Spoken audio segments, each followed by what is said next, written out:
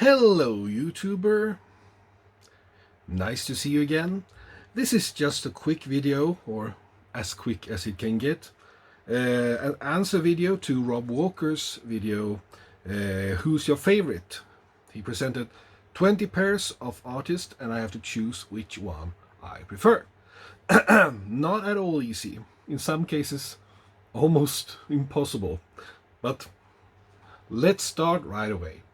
Number one, the first pair, Beatles versus the Rolling Stones.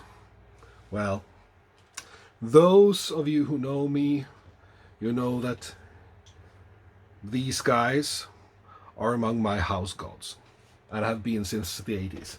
I like the Rolling Stones too, but not as much. All right, let's move on. Number two, The Who versus the Kinks. Well, this is difficult because I like both and I've got quite a lot of records with both The Who and the Kinks, especially their 60s albums. And I think it's different from day to day which I would prefer of these two.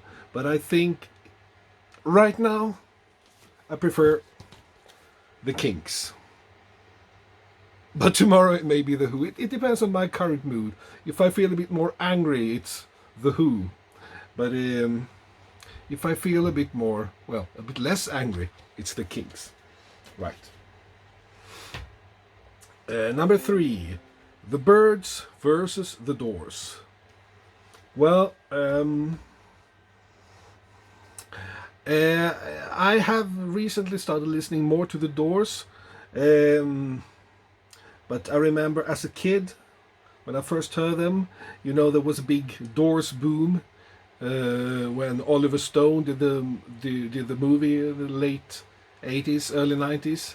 And I got a bit fed up with this big hype around Jim Morrison. But I mean, I remember one song that my mum used to sing. Good, hello, I love you, won't you tell me your name? And I remember thinking, what an idiotic idea for a song. So, no, I think I would choose the Byrds.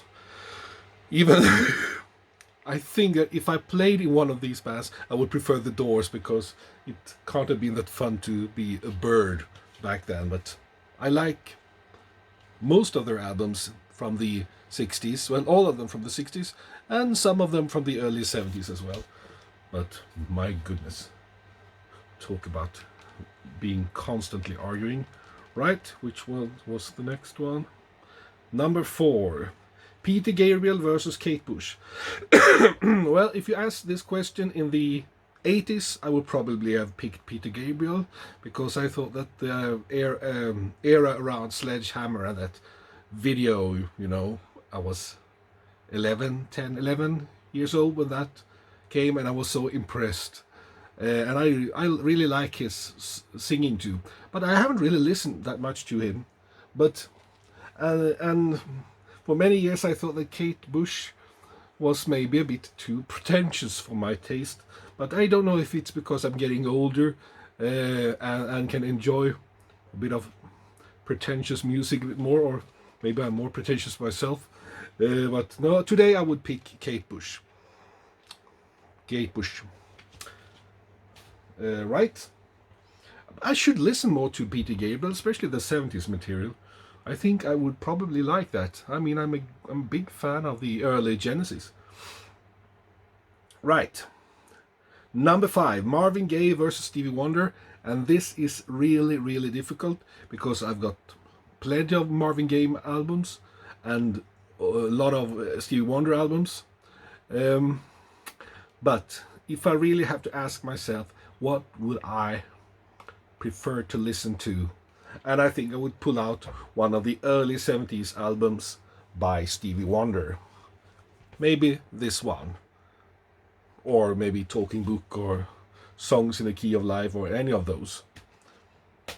But I love Marvin Gaye, especially the records that he made together with Tammy Terrell.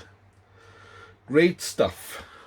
Number six, U2 versus Echo and the Bunnymen. I have a U2 record somewhere. I think I've got, is it Boy or War? I can't never remember. But it's in my other room among the unassorted records. No. I'm not a fan of U2, but I've never listened to Echo and the Bunnymen. So, I mean, my view on 80s pop is that I haven't really listened to it, even though I lived through it, I've experienced it, but never really. In some cases, it was all a bit too synthesizer and blippity blop and hairspray for my taste. So I have to pick U2 because at least I've heard them, and I don't puke when I hear them. But I haven't ever listened to Echo and the Bunnymen, but I shall listen to them because I've noticed there's a little hole in my musical knowledge here. There are many holes. Right. Number 7. Wings versus Electric Light Orchestra. Yeah, well, unlike my good friend Jörgen S. here in Sweden, who really dislikes the Jeff Lynne sound, I'm a great sucker for it. And I would pick Electric Light Orchestra any day of the week. Right? Numero 8. Joy Division and the Smiths. Back to the 80s. And I have heard the Smiths. I don't have any record by Joy Division. I don't have any record by the Smiths. I have never found any urge to listen to it. But at least I've heard the Smiths. But I haven't really listened to I haven't listened to it, so to speak. And I'm not sure if I've heard Joy Division. I shall listen to them later, I promise. But I have to pick the Smiths because at least I've heard them. And I didn't vomit. Alright, number 9. Iggy Pop versus Lou Reed. That's very good. That's tricky actually. I like them both, I respect them both, I have records with them both, but I'm not a real fan of any of them. But if I have to pick, it will be Mr. Reed, Lou Reed.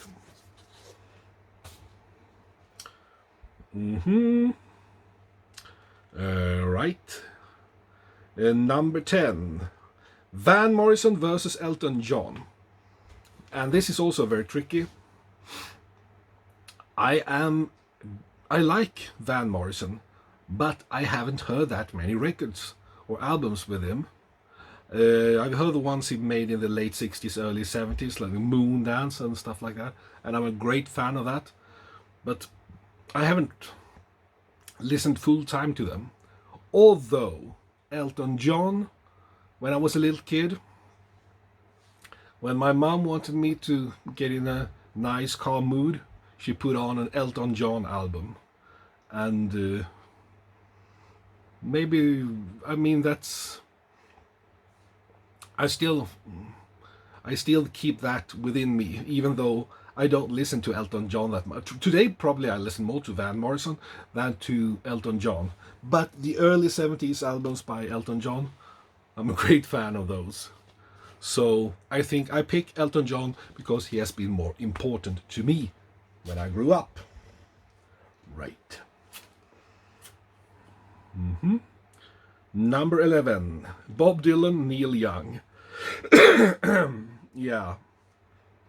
I have records, quite a lot of records with both of them. Have you seen The Last Waltz, where they make that final number when all the artists are joining the band on stage and Bob Dylan on stage, and I think they are singing. Are they singing Forever Young? No, they are singing, that song from that band album. Never mind. But all the guys are joining and singing together, and you can see Neil Young staring at Bob Dylan. Wow, I'm standing on the same stage as Bob Dylan. Oh yeah. I can't really imagine Bob Dylan staring at Neil Young and saying, "Oh, I'm standing on the same stage as Neil Young." No, sorry about that.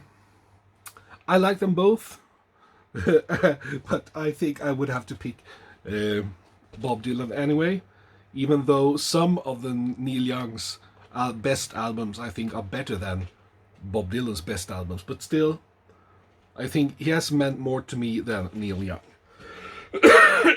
Sorry about that cough. It's a dry day. Number 12, Blondie versus the Pretenders. 80s music again. Pretenders, I've heard them, but I can't remember listening to them. Chrissy Hynde, sorry, doesn't do anything to me. Blondie, I've heard some stuff, and I actually like their late hit, Maria, that they had in the 1990s. I like that quite a lot, so I don't have any records with Pretenders. I have some album with Blondie, but I can't find it. So, but I pick Blondie here. Number 13, David Bowie versus Prince. Well, for many years I thought they were both just as annoying. But in later years I have listened more and more to Bob Dylan's work. To David Bowie's work to Bob Dylan's. Well, let's move forward to David Bowie's work from the 70s and become a great fan of that. Prince was everywhere on TV, on MTV in the early 90s, late 80s, and I just thought he was annoying. Maybe the music was alright, but I found him so annoying. But David Bowie, I really like David Bowie now. I didn't do that back then, but I started listening more and more to his records, and also as a gift I got half his 70s discography a couple of years ago from my late aunt. So I think a bit about my late aunt when I listen to David Bowie nowadays. Right. So I picked David Bowie. I guess that was unclear. Oasis versus Blur. I liked many of the Britpop groups. I actually thought that Oasis was the least interesting of them all. And Blur had some really great songs, including Park Life. So this is my pick, Blur. Blah, blah, blah, blah. Pink Floyd versus Led Zeppelin. I really tried to love Pink Floyd. I like bits of it. I like Wish You Were Here. I think that's an amazing album. But they annoy me as well. No. But Led Zeppelin are also among my on my list of great heroes. So I picked Led Zeppelin. Hoobie-dooby-dooby-doo. Bruce Springsteen versus Tom Petty. Oh, I forgot about picking out a record there. Okay, well, this is very difficult. This is really difficult.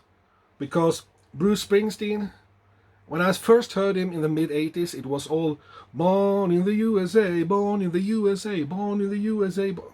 And I got a bit fed up with Bruce Springsteen as a 9-year-old kid. But then later I've listened to his stuff and to his music, and I really appreciate it. And I hadn't really listened that much to Tom Petty before he was a member of Traveling Wilburys.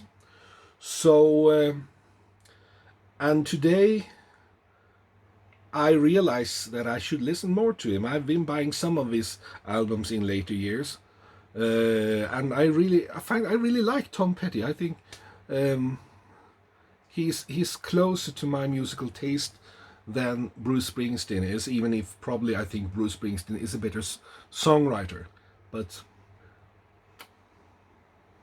Eeny, meeny, miny, moe. It's very difficult. Tom Petty. No, Bruce. No, Tom. Yeah, Tom. My goodness. Okay.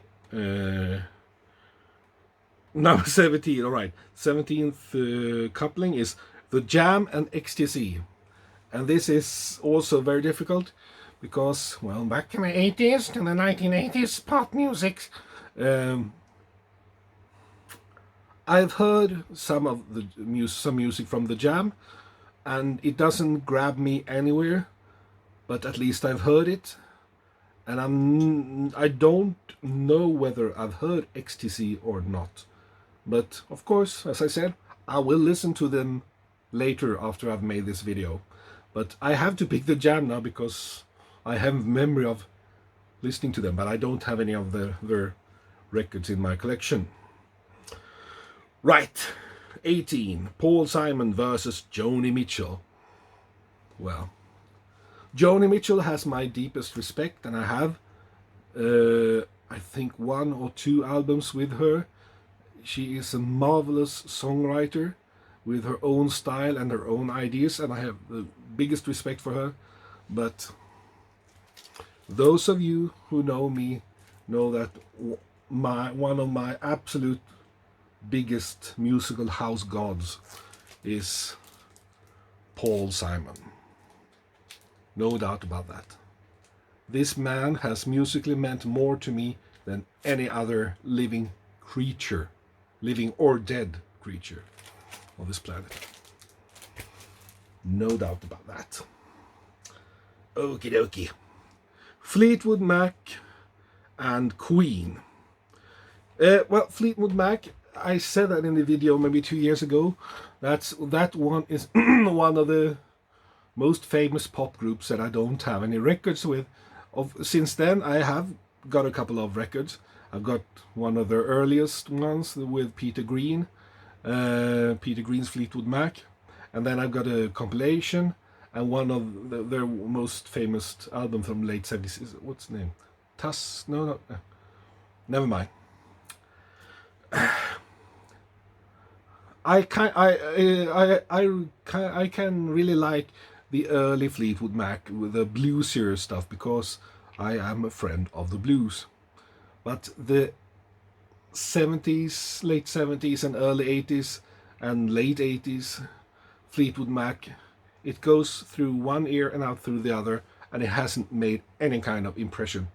Not even when I bought their greatest hits album and listened to that, and also one of their most praised albums, talking about one of the best albums ever made. I listened to it, went through one ear through and out through it. Sorry, it didn't stick. I have forgotten what I listened to the minute after I listened to it, and that's not a good sign. No, but you know that Queen is another of the house gods. Even though I have to admit, back in the 80s when I was a kid and I saw Queen, I thought that they were also a bit too dramatic and slightly annoying. But later, when I've listened really deeply, deeply to their music and realized how skillful and how amazing they are as musicians, songwriters and performers, I just have to surrender. Queen is one of the best groups of all time, no doubt about that. Okie dokie. Okay, I've been talking for 19 minutes now, and I only have one pair left, and that's Elvis Costello and the Police. And, well, the Police. Every breast you make, every shoe you make, every shoe you bake. No, never. The Police. No, I'm not going to say anything. But Elvis Costello has been one of my favorite songwriters since I first heard him in the 80s. Record collector, music fan, and explorer who wants to try to explore the whole world of music, to learn new stuff, and even and also to teach stuff to others. It would have been lovely with a YouTube channel where he showed me records from his collection and talked about them. I think deep in heart he would be a great member of the YouTube vinyl community. Elvis Costello for the win. Right, that's it. I've spoken for 20 minutes and just waffling a bit. Right, thank you for watching this video. Thank you for watching. Have a nice day. Listen to lots of records, cassettes, CDs, streaming music even. Just let the music play and let us enjoy our lives. Thank you very much.